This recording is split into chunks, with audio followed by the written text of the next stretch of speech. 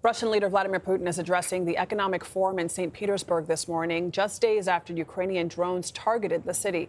This comes as Ukrainian President Volodymyr Zelenskyy is calling for face-to-face negotiations with Putin in a renewed effort to end the war. CBS News correspondent Ian Lee joins us now from London for more on this. Ian, what more can you tell us about this call from Ukraine's leader, and has there been any response from Russia yet? Hi, Adriana.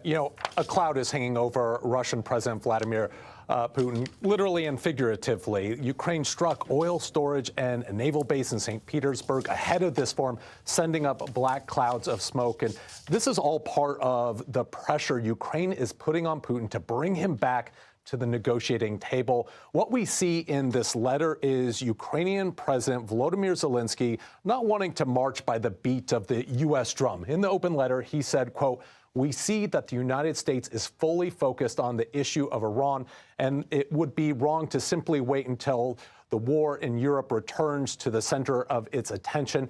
He offered other venues to negotiate, including Switzerland, Turkey, and a number of Arab countries. Zelenskyy wants to be seen as extending the olive branch. He also talked about stemming the loss of life and wanting an all-for-all prisoner exchange. But Zelenskyy also appears to taunt Putin that his years in power are taking their toll, and also saying, quote, "It is a fact of Russian history that you know well, when Russia grows tired, change comes," essentially telling Putin either a deal or his demise. He also mocked Russia's dependency on North Korea and China. It does seem like this letter was also meant for everyday Russians, especially among the elites who some experts say Putin is growing more suspicious of.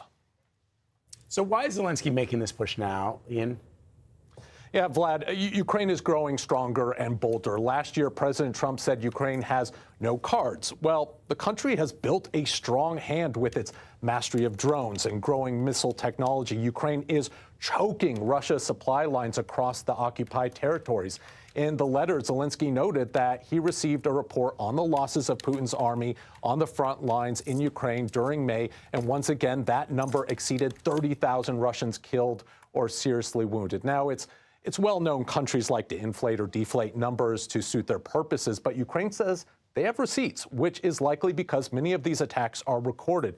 If that number is true, it's dire for Moscow. Experts believe Russia is struggling to find new recruits for this war. If they can't replace their losses, it'll increasingly give Ukraine the advantage. Part of Kyiv's strategy is to bring this war home to the Russian people, creating gas shortages and rising prices. Moscow has also been cutting the internet at times, making folks angry. But Zelenskyy also pointed out, saying that Putin will not have enough money or political capital to keep buying the loyalty of the Russians the way he has for the past 26 years. Vlad.